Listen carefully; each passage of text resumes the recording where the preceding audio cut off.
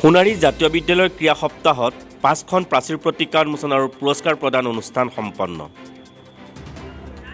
সোণাৰীৰ অন্যতম শিক্ষানুষ্ঠান সোণাৰী জাতীয় বিদ্যালয়ৰ বাৰ্ষিকী ক্ৰীড়া সপ্তাহ আজি সামৰণি পৰে।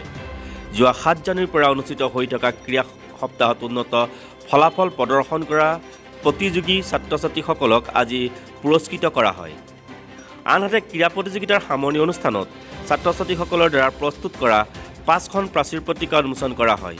সোণাৰী কেইবাগৰাকীও শিক্ষাবিদৰ উপস্থিতিত আজি অনুষ্ঠিত সামৰণি অনুষ্ঠানত বিশেষকৈ ভোগালী বিহুৰ লগত সংগতি ৰাখি প্ৰস্তুত কৰা প্ৰাচীৰ পত্ৰিকাখন আকৰ্ষণৰ কেন্দ্ৰ আছিল বুলি জানিবলৈ দিছে বিদ্যালয়খনৰ অধ্যক্ষা মামণি তিনিকুৰীয়াই।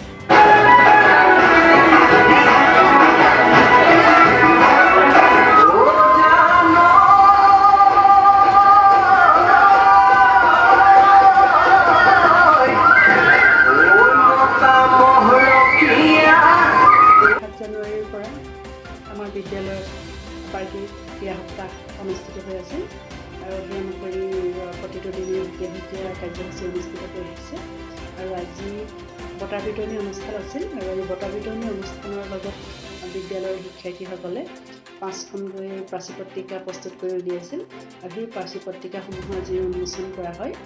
বিশেষকৈ এবাৰ ভোগালী বিহুৰ উপলক্ষে আমি এখন প্ৰাচীৰ পত্ৰিকা প্ৰস্তুত কৰাৰ কথা পৰিকল্পনা কৰিছিলোঁ।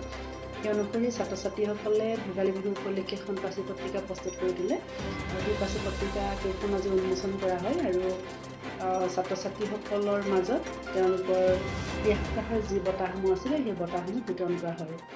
আৰু আমাৰ প্ৰাচীৰ পত্ৰিকাসমূহ উন্মোচন কৰিবৰ কাৰণে আমি আমাৰ স্থানীয় ভগৱতী প্ৰসাদ বৰুৱা শুৱনি উচ্চতৰ মাধ্যমিক বিদ্যালয়ৰ মাননীয় অধ্যক্ষ মহোদয় ভক্ত বাহাদুৰ প্ৰধান ছাৰ আজি উপস্থিত আছিল আমাৰ মাজত।